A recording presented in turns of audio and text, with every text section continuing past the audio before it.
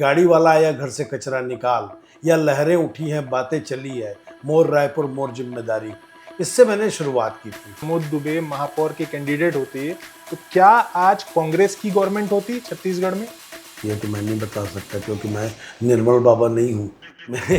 बढ़ते अपराध के लिए भी रायपुर शहर में आपने काफी ज्यादा उसके लिए भी कैंपेनिंग किया है। शासन को इस विषय में सबसे पहले नशा बंद कराने के लिए इसमें स्ट्रिक्टली बिल्कुल वो होना चाहिए कि बिश्नोई गैंग के लोग यहाँ नशा का व्यापार कर रहे हैं। हंगामा चल रहा था तो आपके कुछ ऑफिसर्स बैठ के कैंडी क्रश और तीन पत्ती खेल रहे थे, क्या ये भी क्योंकि जिस शहर में अगर कहीं एडिशनल एसपी की माँ अगर मॉर्निंग वॉक में निकले और उसके अगर चैन को छीन लिया जाए और वो पता भी ना लगे तो कहीं ना कहीं सर तो शर्म से झुकता ही है।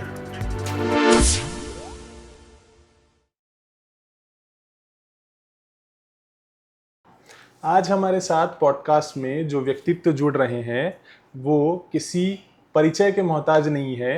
रायपुर के पूर्व महापौर, करंटली रायपुर नगर निगम के सभापति और रायपुर संभाग में कांग्रेस का एक बड़ा चेहरा प्रमोद दुबे जी। नमस्कार सर। जी नमस्कार। आपका बहुत बहुत स्वागत है सर हमारे इस पॉडकास्ट शो पे। Thank you brother. तो सर सबसे पहले आपने शुरू किया था यूनिवर्सिटी का प्रेसिडेंट होने से, उसके बाद 2014 में उसके बाद आप पार्षद बने, उसके बाद 2014 में रायपुर नगर निगम के महापौर बने, 2019 में आप नगर निगम के सभापति रहे और अब 2024 में क्या रायपुर दक्षिण से विधायक या फिर रायपुर के फिर से महापौर?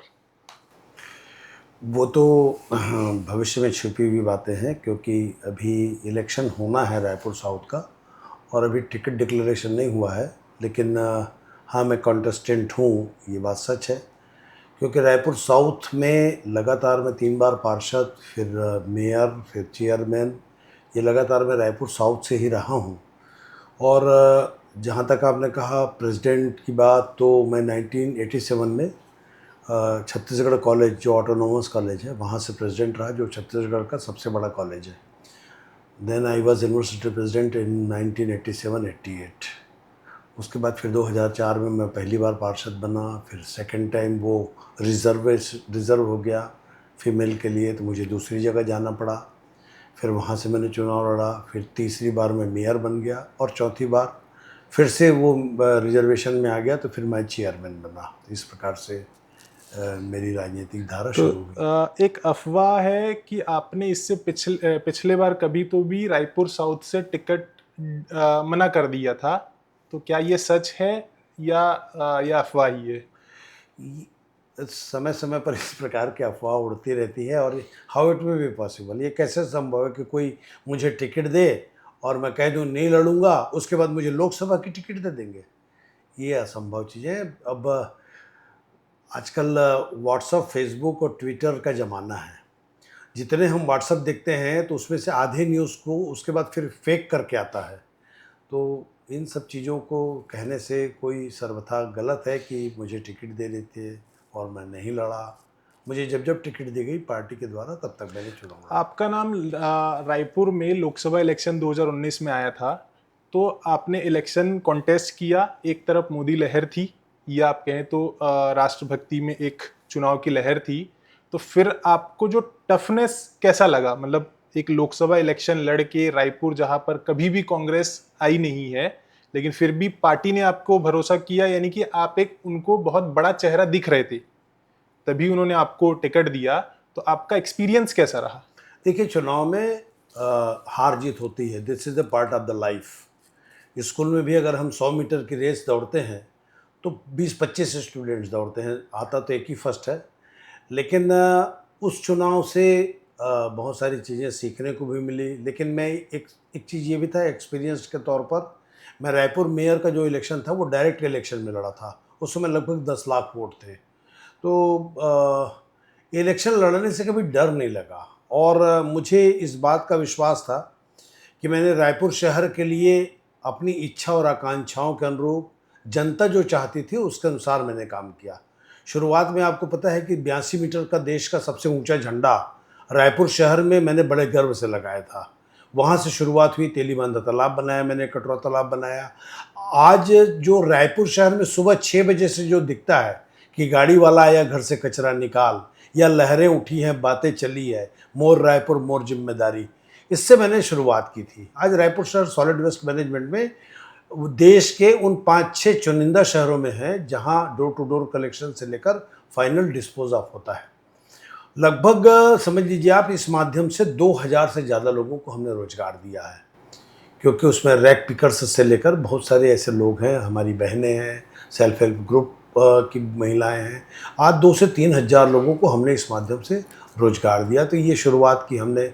उसके बाद फिर मल्टी लेवल पार्किंग बनाया मैंने, उसके बाद नालंदा लाइब्रेरी बनाई मैंने, सेंट्रल अभी एक नालंदा लाइब्रेरी का कुछ आपने पोस्ट भी डाला था कि जेपी नड्डा साहब वहाँ पर कुछ मेंबरशिप से रिलेटेड कुछ प्रोग्राम कर रहे थे, तो आपने डाला था कि वो एक मतलब स्टूडेंट को बहुत उनका टाइम वेस्ट हो रहा है और पार्टी का प्राइवेट इवेंट है, इस टाइप से कुछ। देखिए आप, हम लोग राजनीतिक जीवन में बहुत सारी चीज़ें ऐसे करते हैं, प्रोग्राम्स करते हैं, लेकिन एक कोई एजुकेशन इंस्टीट्यूशन में जाकर के आप मेंबरशिप ड्राइव कर रहे हैं अपने पार्टी का, तो this is not good for us. ये हमें स्वयं को इस बात को सोचना चाहिए। अब जिस दिन से मैं बनाया, मैं क्या अपने पार्टी के जाके वहाँ प्रचार करता, तो ये अच्छी बात नहीं है, क्योंकि जिस मंशा के साथ उसको हमने बनाया उसमें 3300 से 3500 स्टूडेंट प्रतिदिन वहाँ कॉम्पिटिटिव एग्ज़ाम की तैयारी करते हैं।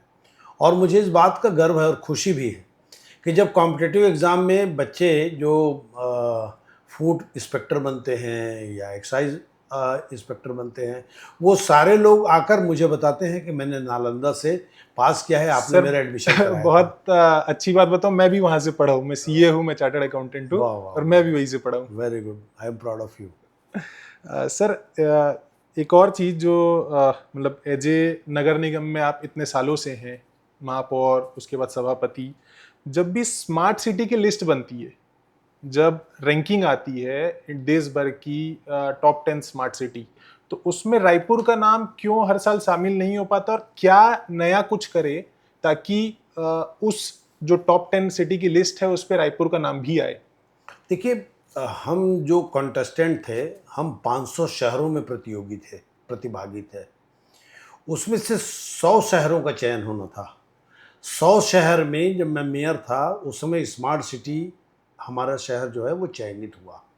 जो डीपीआर बने, उसमें हमने ग्रीन बिल्डिंग और जो एबीडी एरिया है, हमारी एरिया बेस्ड डेवलपमेंट प्लान, उसको लेकर के हमने अपना बहुत सुंदर प्लान बनाया था और उसको एक्सेप्ट की सेंट्रल की गवर्नमेंट ने। अब उसके बाद बहुत सारी चीज़ें इसमें होती है। सबसे बड़ा जो एक इसका पैरामीटर जो होता है वो पब्लिक अवेयरनेस है।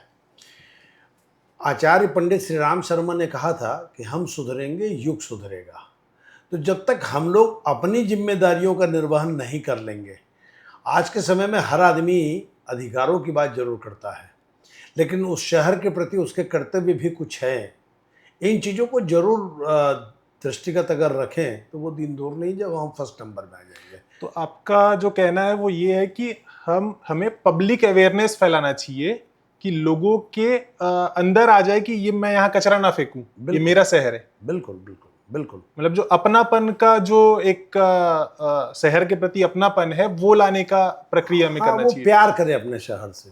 बहुत सारे ऐसे लोग होते हैं जो यहाँ फ्लोटिंग पीपल आती है, जो बहुत सारे लोग आते हैं जो बिजनेस करने आते हैं, बहुत सारे बाहर के लोग हैं जो अभी 10-12 साल में शिफ्ट हुए हैं रायपुर में। उनसे भी मैं आपके माध्यम से आग्रह करूँगा कि वो इस शहर जहाँ रह रहे हैं उसे ये मेरा शहर, अपना शहर करके गर्व करें।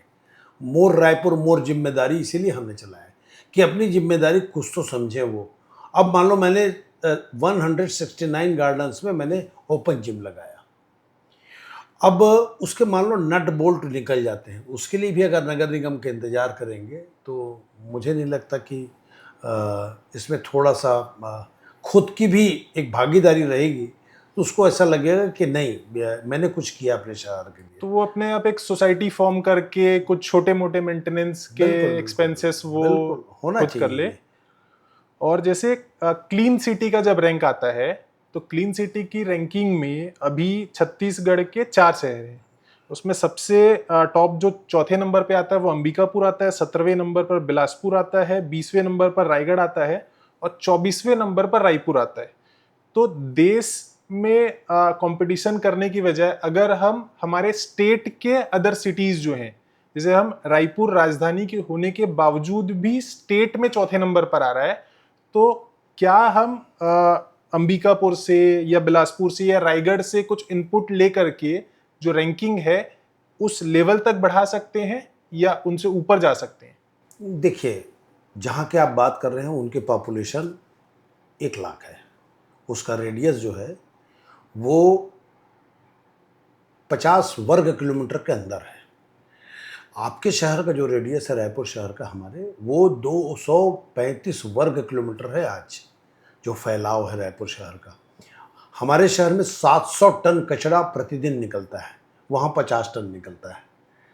तो इन सारी चीज़ों को सोच करके हम काम कर रहे हैं, लेकिन वो दिन दूर नहीं है कि अंबिकापुर छोटे शहर है, उसमें पैडल रिक्शा जो जाता है वो गार्बेज कलेक्ट करके, क्योंकि वो छोटा शहर है इसलिए वहीं के वहीं उसका निदान हो जाता है।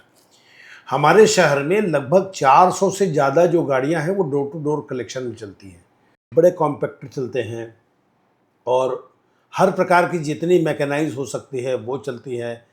नई बड़े सड़कें बनी हैं, सड़कों की जो चौड़ाई है वो काफ़ी है उन शहरों के मुकाबले में। 6 लेन तक की तो रोड है हमारे यहाँ तेलीबांधा में, 10 लेन की रोड है। उसमें सफाई करना, हम मैकेनाइज भी स्वीपिंग कर रहे हैं, लेकिन धीरे धीरे इसमें अच्छी सफलता मिल रही है।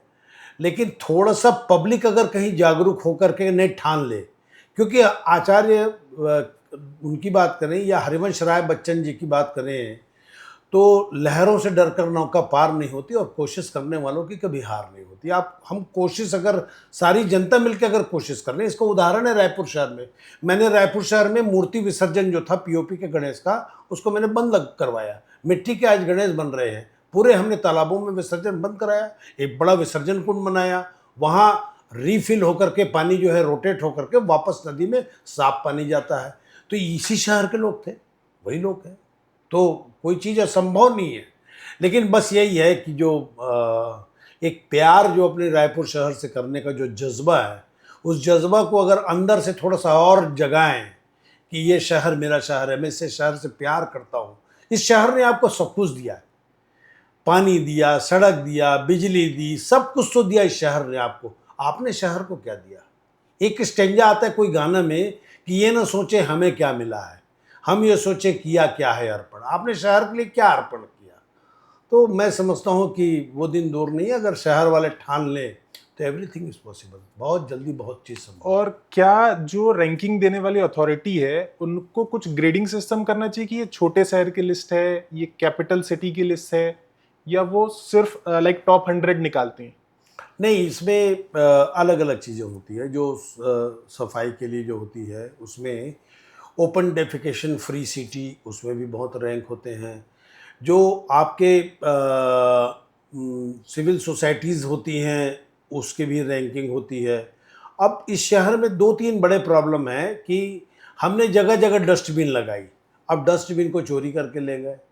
तो ये वो चीज़ें हैं जिसके कारण थोड़ा सा हमारी रैंकिंग कम होती है। लगाते हैं हम, लेकिन उसकी रक्षा कैसे नगर निगम करे? तो उसकी रक्षा के लिए अगर सीसीटीवी लगा दिया जाए। लगा रहता है। आजकल डिजिटल युग के सब लोग आ गए हैं, वो कैमरे पे पहले वो कर देते हैं कि यहाँ पर लगा रहता है। लेकिन उसके लिए भी कोई ना कोई रास्ता निकलेगा आने वाले समय में, ऐसा हमको विश्वास है। लेकिन फिर भी जनता अगर कहीं ठान ले, देखिए गार्डन मैंने ऑक्सीजोन बनाया, शहर के बीच में बनाया, मैं 19 एकड़ में ऑक्सीजोन बनाया मैंने। वहाँ अब आप सोचिए कि शहर के बीच में ऑक्सीजन आपको कम शहरों में मिलेगा। उसमें मॉल बनने वाला था, हमने उसका डट कर विरोध किया कि ये ऐसे कैसे संभव है। हमने ऑक्सीजन बना दिया, नए नए बहुत सारे गार्डन बनाए। कटोरा तालाब तो आपके सामने वो एग्जाम्पल है, उसका अस्तित्व खत्म हो गया था। वो गार्डन को बनाया, वो तालाब डेवलप किए, बहुत सारे तालाबों को पुनर्जीवित किया। तेलीबांधा तालाब आप तो कई साल से देखे होंगे, पटने की कगार पे था, ख़त्म हो गया था, लेकिन आज उसको कई कंट्री के लोग, कई स्टेट के लोग वहाँ देखने आते हैं। हमको तो भी सर जैसे जो भी लोग डस्टबिन या कुछ भी जहाँ पर हम वेस्ट मैनेजमेंट कर रहे हैं उसके इक्विपमेंट्स को अगर उठा के ले जा रहे हैं या कुछ भी, तो उनके लिए बहुत इजी प्रोसेस से, लाइक एक तो सीसीटीवी है या जो मल्टीपल टाइम कर रहा है उनके कहीं फोटोग्राफ्स लगा दिया जाए या एक एक्शन टीम लगा दिया जाए जो उसको मतलब जो भी वेस्ट मैनेजमेंट सिस्टम है उसको मॉनिटरिंग करे। ये करने की कोशिश किया। सब काम नगर निगम करेगी तो फिर बाकी विभाग क्या करेंगे? पुलिस का क्या काम है और विभागों का क्या काम है, पब्लिक का क्या काम है? नगर निगम अपनी जिम्मेदारियों को लेकर के बहुत सजग रहती है। हाँ, कुछ हमसे भी त्रुटियां हो सकती हैं, कुछ कमियां हम में भी हो सकती हैं। पब्लिक बताए तो कि भाई ये इस चीज़ को हम करेंगे। बहुत सारे ऐसे गार्डन हैं जिसको वहीं के सोसाइटी के लोग अपनी टीम बना करके वो काम करते हैं। बहुत सारे डॉक्टर्स हैं, डॉक्टर यूसुफ मेनन, मैं बताता हूँ आपके, कैंसर हॉस्पिटल के बड़े डॉक्टर हैं वो, उनका नाम छत्तीसगढ़। उनके घर के पास मैंने एक गार्डन बनवाया। उन्होंने कहा आप एक बार गार्डन बना दीजिए, उसका रख रखाव हम करेंगे। आप जाकर देखिए, टॉप गार्डन एकदम। उन लोगों में 20-25 लोगों का ग्रुप है। वो लोग, कुछ लोग जो जीएसटी ऑफिसर हैं, वो सारे लोग मिल करके वहाँ सेवा देते हैं, खुद अपने हाथ से 2 घंटे सफाई करते हैं उस गार्डन की। जैसे अनुपम गार्डन भी, वो भी काफी अच्छा मेंटेन्ड है। अनुपम गार्डन में वहाँ हमारे एक फ्रेंड हैं, उन्होंने, मैं भी जाता हूँ वहाँ अनुपम गार्डन में। तो वहाँ हम लोगों ने, सब लोगों ने मिलकर एक ग्रुप बनाया है। तो उसमें कुछ कंट्रीब्यूशन करते हैं हम लोग, 100 रुपया 200 रुपये, जिसकी जो इच्छा होती है। केवल यहाँ नहीं, आप बताइए, मैंने शैलेंद्र नगर में 12 गार्डन जो रायपुर विकास प्राधिकरण के छोड़े हुए थे उसको मैंने बनाया। उसमें से 3-4 गार्डन को वहाँ के लोग अच्छा मेंटेन करके रखे। बाकी लोग भी ये काम तो कर सकते हैं ना, तो उसको करना चाहिए। मैं उसके आपके माध्यम से लिए ये जरूर किया जा कहूँगा। सकता है, कुछ सिंकिंग फंड बना दे, कुछ मैनेजमेंट कमिटी। वो छोटे लेवल के लिए पॉसिबल नहीं है, एकदम छोटे छोटे गार्डन्स के लिए, लेकिन नहीं, अगर हो सकता हाँ, है, हो सकता है, क्यों नहीं हो सकता। एक एसपी है जो बिलासपुर के, उनकी वाइफ है, अग्रोहा गार्डन में, वो अग्रोहा सोसाइटी में गार्डन है। उन्होंने मुझसे कहा कि आप गार्डन बना दीजिए। आप देखिए जा करके वो गार्डन को कितना सुंदर रखे वो लोग, बहुत छोटे कंट्रीब्यूशन। छोटे से छोटी चीज़ों के लिए भी आप मॉल में जा करके 300 रुपये का पिक्चर देख सकते हैं। आप अपने डिश टीवी के लिए आप हर महीने उसको रिचार्ज के लिए आप 500-1000 रुपये दे सकते हैं। मोबाइल रिचार्ज के लिए आप 1000 रुपया खर्चा कर सकते हैं। अपने जहाँ घर के पास रह रहे हैं वहाँ अगर गार्डन है तो वहाँ 150 रुपये कंट्रीब्यूट अगर कर ले तो मुझे लगता है वो कि बेहतर हो जाएगा। बहुत बेहतर हो जाएगा। जैसे आपने नगर निगम में पिछले 10 साल काम किया है, तो उसमें से एक बार जब आप थे तब बीजेपी स्टेट गवर्नमेंट में थी और एक बार कांग्रेस स्टेट गवर्नमेंट में थी। तो जब स्टेट में जो स्टेट गवर्नमेंट है वो और नगर निगम सेम पार्टी चलाती है, और जब डिफरेंट डिफरेंट पार्टी चलाती है, तो जो वर्किंग करने में डिफिकल्टीज कम आती है, ज्यादा आती है, वो एक्सपीरियंस मैं आपसे जानना चाहता हूँ। मैं 20 साल से नगर निगम में मैं जनप्रतिनिधि के रूप में यहाँ रायपुर में चुना गया हूँ। काम करने में अगर कहीं आपके पास मादा है तो एवरीथिंग इज़ पॉसिबल। इसी शहर में मैंने दोनों सरकारों में काम किया, उनकी भी सरकार और हमारी भी सरकार। लेकिन लक्ष्य जो था वो बिल्कुल स्पष्ट था और काम जो था वो बड़ी ईमानदारी से था। तो कोई, मैं अपनी मौसी के घर बनाने के लिए पैसा तो मांग नहीं रहा था, या मेरे परिवार वालों के लिए तो ये काम नहीं करना था। शहर के लिए लड़ता भी था मैं, झगड़ता भी था। लेकिन मेरा लक्ष्य जो था वो था कि मुझे नया बस स्टैंड बनाना है, क्योंकि पंडरी रोड में बहुत कंजक्शन है, पूरे शहर में बसें घूमती थी। मैंने अपने प्रोजेक्ट को ले जाकर सीएम साहब को दिखाया। मैंने कहा सर ये बस स्टैंड बननी चाहिए। उन्होंने कहा बिल्कुल बननी चाहिए। बना। भाटागांव में bus stand, international bus stand type का दिखता है वो, तो एयरपोर्ट जैसा बस स्टैंड बनाया हमने। तो इस प्रकार के बहुत सारे काम किए। या कलेक्ट्रेट के पास आप देखेंगे मल्टी लेवल पार्किंग जो मैंने बनाई, वो सेम सिंगापुर में वैसे बना हुआ है। उसका फोटोग्राफ हमने खींच कर लाया। हमने कहा कि इसी तर्ज पर बनाना है, 6 मंजिल की। ये भविष्य के 25 साल आगे के प्लान को देख करके हमने काम किया। तो काम तो होते ही हैं, लेकिन स्मूथनेस जो होता है कि आपने कोई फाइल पुट ऑन की स्टेट गवर्नमेंट को तब, और जब जब गवर्नमेंट अलग अलग रहती है, नहीं, इससे बहुत तो ज़्यादा ऐसा कोई आपके हिसाब से कोई? मुझे तो नहीं लगा। या मैं रायपुर का स्टूडेंट लीडर रहा, तो तो भी मुझे ऐसा नहीं लगा, क्योंकि जो अन्य पार्टी से जो भी चुन कर आए थे उस समय कैबिनेट मिनिस्टर में बृजमोहन अग्रवाल जी भी थे, राजेश मूणत जी भी थे। हमने उनसे आग्रह किया कि अभी लड़ाई झगड़ा नहीं करना है, हमारी लड़ाई झगड़ा में शहर का विकास रुक जाएगा। राजनीति से ऊपर उठकर शहर हमारे लिए पहले होना चाहिए, ये मेरा लक्ष्य था। और उस उद्देश्य को लेकर मैंने काम शुरू किया। हमने कहा आखिरी के जो 2 महीने बचेंगे ना, उसमें सब लड़ झगड़ लेंगे। अपना झंडा अपना डंडा निकाल लेंगे। उसके बाद ये तो तय करना पब्लिक का काम है। पब्लिक ने तय जो किया वो ठीक है, लेकिन 5 साल जो पिछले 5 सालों में जो काम हुए, वो छत्तीसगढ़ में रायपुर शहर में ऐसे काम हुए कि आज दूसरे राज्य के लोग, नेशनल ग्रीन ट्रिब्यूनल ने हमको इनाम दिया। एक नहीं, सैकड़ों इनाम मिला हमारे समय में। तो ये अचीवमेंट है, और आने वाले समय में और अच्छा होगा। एक जैसे बहुत ही सीरियस अफवाह जो चलती है बाजार में वो ये कि अगर 2019 में प्रमोद दुबे महापौर के कैंडिडेट होते तो क्या आज कांग्रेस की गवर्नमेंट होती छत्तीसगढ़ में? गॉड नोज, ये तो मैं नहीं बता सकता, क्योंकि मैं निर्मल बाबा नहीं हूँ। मैं ये तो पब्लिक तय करती है। क्योंकि जो अभी करंट महापौर हैं उनसे काफी ज्यादा बहुत सारे मतलब अपोजिशन पार्टी को कुछ बेनिफिट मिला ऐसा लोग कहते हैं कि जो रायपुर संभाग की 8-9 सीटें हैं उसमें काफी ज्यादा इन्फ्लुएंस हुआ। अब ये तो पब्लिक ही बता पाएगी, क्योंकि हम हारे हैं, ये बात तो सच है। लेकिन हार के जो कारण हैं वो क्या है, वो तो जनता ही बता पाएगी। बाकी तो मैं किसी के ऊपर टीका टिप्पणी करता नहीं। आपने एक मोर रायपुर का एक ब्रांड क्रिएट किया था जब आप महापौर थे, और उसको काफी हद तक लोगों में विजिबल भी किया था कि जहां भी जा रहे थे हम, लाइब्रेरी के बाहर भी मोर रायपुर लिखा होता था, तेलीबंदा तालाब के सामने भी लिखा होता था, सेल्फी पॉइंट्स थे। तो कहीं ना कहीं पिछले 4-5 सालों में वो जो मोर रायपुर का ब्रांड है, अभी भी है, नाम तो सुनाई दे रहा है, लेकिन वो कहीं ना कहीं थोड़ा सा धुंधला होता जा रहा है, या थोड़ा थोड़ा मतलब उस गति से वो ब्रांड क्रिएट नहीं हो पाया। अब सबके काम करने की अपनी अपनी वर्किंग स्टाइल होती है। हमने गाने में भी इस चीज़ को, जो आपके यहाँ डोर टू डोर कलेक्शन करने वाला आता है, उसमें भी हमने लगवाया था कि लहरें उठी हैं, बातें चली हैं, मोर रायपुर मोर जिम्मेदारी करके। तो वो बच्चा जब वो गाना को सुनता है या कोई आम आदमी सुनता है तो उसको मन में लगता है कि मोर रायपुर मोर जिम्मेदारी, अपनी भी कुछ जिम्मेदारी है। तो अब सबकी अपनी अपनी वर्किंग स्टाइल होती है। बहुत सारे नए अफसर आ जाते हैं, उनको शहर के बारे में बहुत ज़्यादा चीज़ें जानकारी होती नहीं। यहाँ से कलेक्टर बनने का बहुत जल्दी सपना रहता है उनका, जितना जल्दी हो तो बस सड़क नाली बिजली पानी छोटे छोटे काम को करके वो अपना प्रमोशन लेके निकल जाते हैं।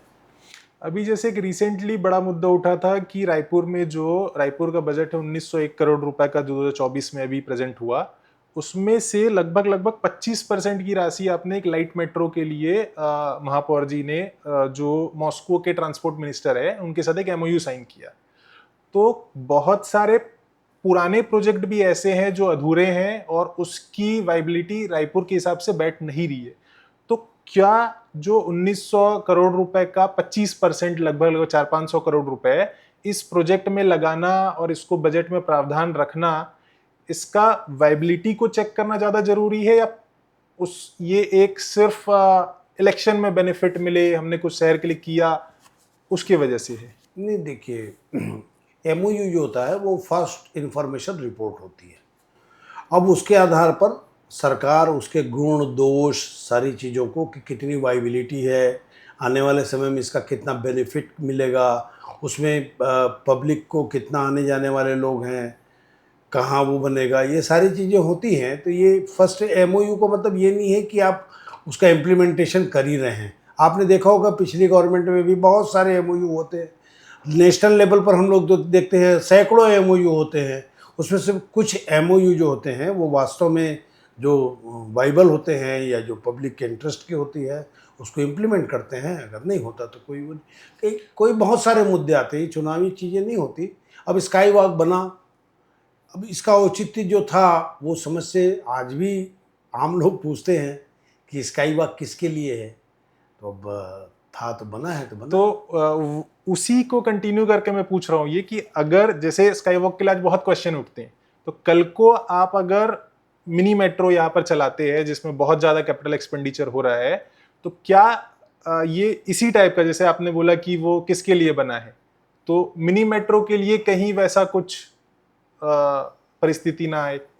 नहीं, देखिए, उसका कोई एक्सपेंशन रूप हो सकता है, कुछ उसका और एक नया रूप आ सकता है, हो सकता है। अब जैसे मान लो मैं बताऊं आपको कि बॉम्बे या कलकत्ता में स्काई वॉक बना है, वो एफओबी कहलाता है, फुट ओवर ब्रिज कहलाता है एक्चुअल में। वो फुट ओवर ब्रिज जो था वो 35 साल 30 साल पहले बनता था। मोनोरेल या उसका कोई नया स्वरूप आ जाएगा उस समय तक तो अलग चीज़ें होंगी। अब आवश्यकता आविष्कार की जननी होती है, तो ये जरूरी नहीं कि कोई एमओयू हो गया तो वो इम्प्लीमेंट ही और होगा। जो बजट में उसका प्रावधान किया हुआ है वो फिर दूसरे चीजों के लिए खर्च होगा, वो इन केस अगर वाइबल नहीं होता है तो। स्वाभाविक है, वो एक बजट में 1 रुपये भी रख सकते हो आप। और बजट में इसलिए रख दिया जाता है किसी चीज़ों को कि भविष्य में जो अगर किसी चीज़ की आवश्यकता पड़ गई तो उसमें से कुछ राशि खर्च की जा सकती है। तो वो कोई बजट के लिए हमेशा रिव्यू भी हो जाता है, वो कभी भी आकस्मिक तौर पर उसको चेंज भी कर सकता अभी रायपुर में एक प्रावधान है कि टाइम स्क्वायर की तर्ज पे 8 करोड़ रुपए एलोकेट किया हुआ है कि टाइम स्क्वायर के तर्ज पे कुछ उसका रिप्लिका यहाँ बनाया जाएगा जो न्यूयॉर्क में टाइम स्क्वायर है। तो वो उसके बारे में आपसे कुछ? है। अभी उस पर समझ लीजिए आपकी उसके डीपीआर जो डिटेल प्रोजेक्ट रिपोर्ट जो उसके बने हैं, अभी उस पर मंथन चल रहा है। और हो सकता है अगर कहीं पब्लिक इंटरेस्ट में वो चीज़ अच्छी रही तो निश्चित रूप से करेंगे। क्योंकि उसमें जो होता है ना, एडवर्टाइजमेंट्स होते हैं, तो आपको रेवेन्यू भी नगर निगम को कहीं ना कहीं इंक्रीज होगा, नगर निगम का, अगर वो बनाया जाता है तो। ये हमारा पहला लक्ष्य है कि ये सेल्फ सस्टेंस म्युनिसिपल कॉरपोरेशन बने, हमारा आत्मनिर्भर बन जाए, हमको सरकार से कुछ मदद लेने की ज़रूरत मत पड़े। तो इस दिशा में वो उसकी वाइबिलिटी कुछ दिनों में तय हो जाएगी कि उससे हमको 8 करोड़ अगर हम लगा रहे हैं तो उसमें रेवेन्यू हमको कितना मिल रहा है। और बहुत सारे ऐसे प्रोजेक्ट्स होते हैं जिसमें से अगर कहीं वाइबल नहीं होता तो उसका अल्टरनेट भी हम लोग कि 8 करोड़ लगा करके अगर नगर निगम को 24 करोड़ मिल जाए तो it should be better for municipal corporation. अभी रिसेंटली कांग्रेस के कुछ पार्षद जो हितग्राहियों का पेंशन था वो 6 महीने से नहीं आ रहा था और किसी आईडीबीआई बैंक के अकाउंट में जमा था और उसका जो इंटरेस्ट है वो नगर निगम को मिल रहा था, उसके वजह से कुछ अभी रिसेंटली हंगामा हुआ था। तो अगर पेंशन अकाउंट में पैसे हैं तो वो जो भी हितग्राही है उन तक गया क्यों नहीं, ये जानना चाहते हैं। एक्चुअल में क्या होता है, 6 प्रकार की पेंशन होती है और 6 प्रकार की पेंशन में 3 प्रकार की जो पेंशन है वो सेंट्रल गवर्नमेंट से आती है और 3 जो पेंशन होती है वो स्टेट गवर्नमेंट की होती है। समाज कल्याण विभाग के द्वारा जो पेंशन के हितग्राही थे उनको आईडीबीआई बैंक से हर महीने पैसे मिलता है। कुछ लोगों के केवाईसी नहीं हुए थे, अब हमने उसके लिए स्ट्रिक्टली इंस्ट्रक्शन कर दिया है कि आप वो वार्डों में शिविर लगा करके केवाईसी कर दीजिए। अच्छा, मुश्किल कई बातें ये हो जाती है कि एक हितग्राही के 2 अकाउंट हो जाते हैं। अब उसने कौन से अकाउंट नंबर को दिया है, उसका केवाईसी कौन से अकाउंट नंबर से है और उसका आधार कार्ड किससे लिंकअप है, ये भी देखना होता है। जिससे उसका आधार कार्ड लिंकअप होगा उसी बैंक अकाउंट में उसका पैसा आएगा। तो 2 बैंक अकाउंट होने के कारण वो लोग भी कंफ्यूज हो जाते हैं, कभी उस अकाउंट में भी चला जाता है पैसा। और जब ये हंगामा चल रहा था तो आपके कुछ ऑफिसर्स बैठ के कैंडी क्रश और 3 पत्ती खेल रहे थे, क्या ये भी हाँ, उनको फटकार लगाई हमने कि ए ग्रेड का नगर निगम है, आप ए क्लास के ऑफिसर हो, क्लास 1 ऑफिसर हो, आप कहीं इन चीज़ों को कर रहे हैं तो आपकी गंभीरता शहर के प्रति या आपके स्वयं के जॉब के प्रति आप कितने गंभीर हैं ये दिखता है। उनको समझाइश दे दी गई है कि भविष्य में अगर आपको स्वयं को तरक्की करना है तो आप जनहित से जुड़े मामलों को ध्यान से सुने, उसका निराकरण करें। कैंडी क्रश तो रिटायरमेंट होने के बाद खेलना ही है उनको, भले पार्टी ऑफिस में खेल ले, जैसे भूपेश बघेल जी एक बार खेल रहे थे। हाँ, तो वो इंटरनल अगर आपकी सभा है तो वहां खेल सकते हैं जहां पब्लिक का इंटरेस्ट इन्वॉल्व है। अरे जिंदगी बहुत लंबी है, 60 साल के बाद तो रिटायर के बाद 30 साल कम से कम सबको जीना है। कैंडी क्रश क्या सब क्रश खेल लेंगे। और एक शास्त्री बाजार को हाइजेनिक, शास्त्री बाजार का जो हाइजेनिक वाला इशू था, उस पे भी कुछ हंगामा हुआ था रिसेंटली अभी। देखिए, सदन के अंदर बहुत सारे ऐसे मामले आते हैं जिसमें से थोड़ा सा कंफ्यूजन भी हो जाता है और बाकी ये सब चीज़ें शॉर्ट आउट हो जाती है। और अगर आपको एक और चांस मिलता है एज ए रायपुर का महापौर, तो क्या मेजर एरियाज हैं जहां पर आप अपना फोकस, आप अपने जितने भी डिपार्टमेंट्स है, जो भी बजट है, उसका फोकस ला करके क्या ऐसे मेजर एरियाज है जिसको आप इम्प्रूव करना चाहेंगे? देखिए, सबसे पहले आवश्यकता तो है यहाँ अंडरग्राउंड नाली की।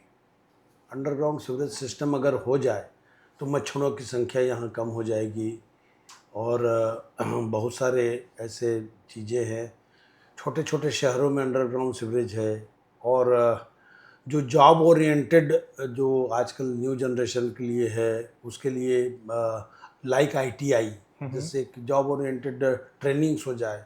आज मुश्किल इस बात का है कि हम नौकरी के पीछे भाग रहे हैं। आज ये भी चिंता का विषय है कि 64.7% यहाँ बेरोजगारी की दर पहुँच चुकी है।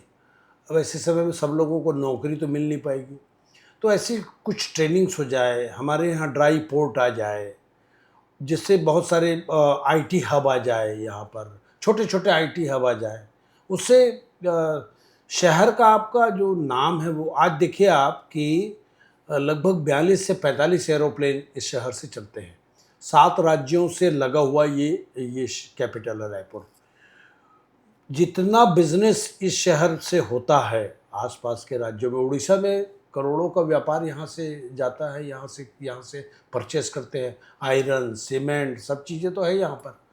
तो ये इस प्रकार की चीज़ें आने वाले समय में करने की इच्छा है कि नगर निगम की ओर से जॉब ओरिएंटेड चीज़ें हो जाए, अंडरग्राउंड सीवरेज बन जाए, पानी कोई वेस्ट ना हो, रिसाइकिल रीयूज़ उसका हो जाए, तो ये चीज़ें होंगी। और सड़कें काफ़ी अच्छी बननी चाहिए। मेरा ये बिल्कुल वो रहता है कि हर गली में भी जो सड़क है वो इतनी अच्छी होनी चाहिए कि दूसरे लोग आकर के आज हम अमेरिका जाते हैं, क्या देखने जाते हैं? हमारे को मुख्यमंत्री जी गए थे, अमेरिका देखने गए थे, क्या सड़क देखने। तो एक विज़न होता है आदमी का कि अमेरिका क्यों गए, सड़क देखने। तो आपके यहाँ की सड़कें ऐसे क्यों नहीं बन सकती? वो है क्यों, ये इम्पॉसिबल तो नहीं है। तो ये सब चीज़ें वो भी है, और प्लस आप जो बनाते हैं, जैसे कि आपने सड़क बना दी, आपने गार्डन्स बना दिए, और भी जो भी चीज़ आपने बना दी, उसका मेंटेनेंस के लिए भी आपके पास उतनी ही मजबूत टीम होनी चाहिए जो उसे आने वाले, जब तक उसकी लाइफ है तब तक वो मेंटेन भी करे। हाँ, ये बात सच है। और आजकल हम डिजिटल युग में चल रहे हैं। कोई चीज़ें जो है, जैसे बैंक होता था पहले, बैंक में 25 कर्मचारी होते थे, आज 5 में से काम हो रहा है। वैसी आने वाले दिनों में रोड स्वीपिंग की जितनी मशीनें हैं वो मैकेनाइज अगर हो जाए तो वो झाड़ू लगाने वाली लोगों को केवल गली में झाड़ू लगाना पड़ेगा। तो ये चीज़ें अब आने वाले समय में होना चाहिए। मैं आपके माध्यम से सीएम साहब से और मिनिस्टर जी से, अरुण साहब जी से भी आग्रह करूँगा, इन चीज़ों पे फोकस करें। अब आप 20 साल पुरानी कोई चीज़ों को बस उसी सड़क को बनाना, उसी नाली को फिर से वो करना नहीं, आप कुछ नई चीज़ें आप लाइए। हम लोगों ने बहुत इनोवेट किया, नई नई चीज़ों को हमने लाया।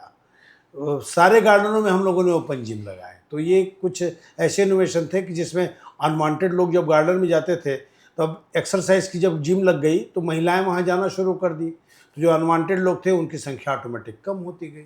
अगर कोई 2 बड़े अचीवमेंट पिछले 10 साल, जब आप नगर निगम के ऊंचे पोस्ट में थे, तब 2 कोई बड़ी अचीवमेंट जो आप बता सके कि आपने किया और बहुत ज़्यादा सक्सेस हो गया।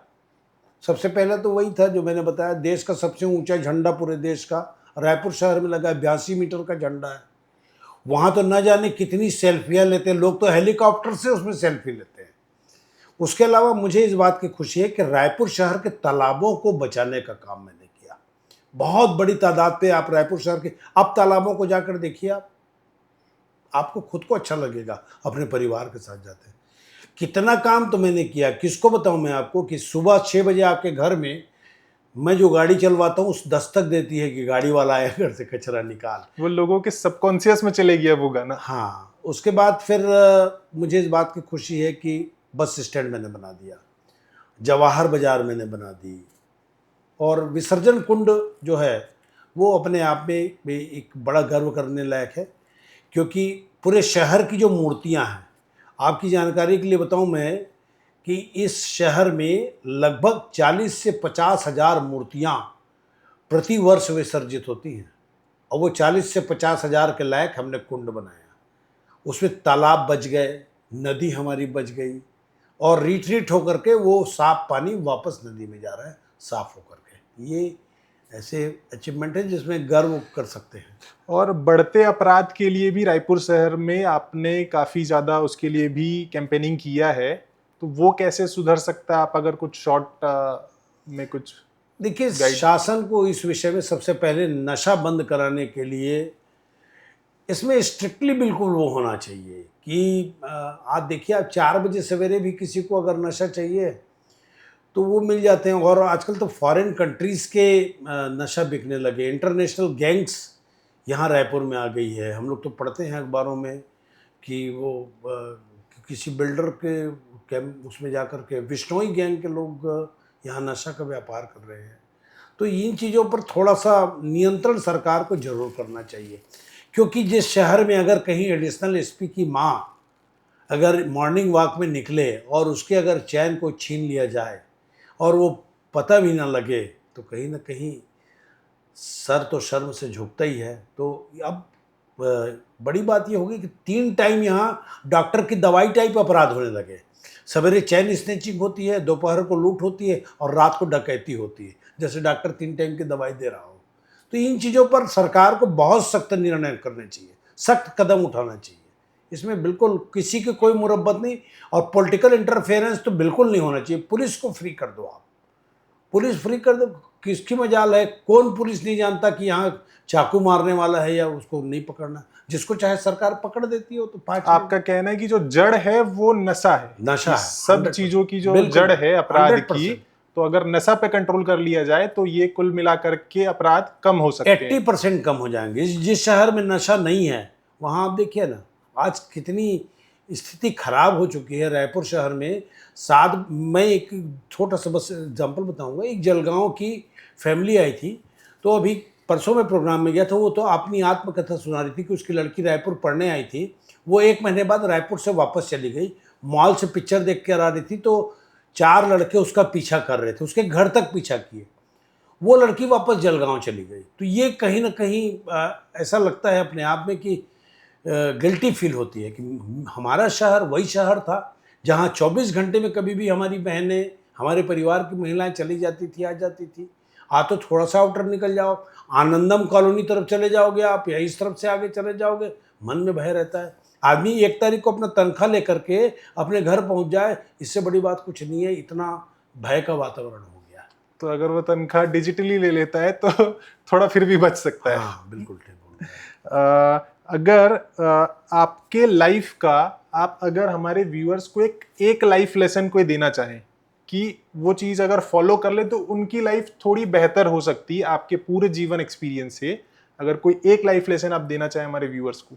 देखिए, लोगों के दूसरा पैर बनकर जरूर आप काम कीजिए। किसी ने कहा है कि पूरी धरा भी साथ दे तो और बात है, तू जरा भी साथ दे तो और बात है, चलने को तो 1 पाँव से भी चल रहे हैं लोग, पर दूसरा भी साथ दे तो और बात है। हम लोगों की मदद करें, दूसरे के लिए आगे आए, अपने परिवार की रक्षा करें। दूसरे जो हैं वो उसको अपनी बहन, परिवार के सदस्य मानकर इस शहर को हरा भरा रखने के लिए एक पेड़ जरूर अपने जन्मदिन पर जरूर लगाए। मैं इतना जरूर कहूँगा। तो ये थे सरल सहज प्रमोद दुबे जी, जिन्होंने रायपुर के विकास के लिए अपने आप को समर्पित किया है और आगे भी इसी तरह वो समर्पित करते रहेंगे। तो बहुत बहुत धन्यवाद सर आपका।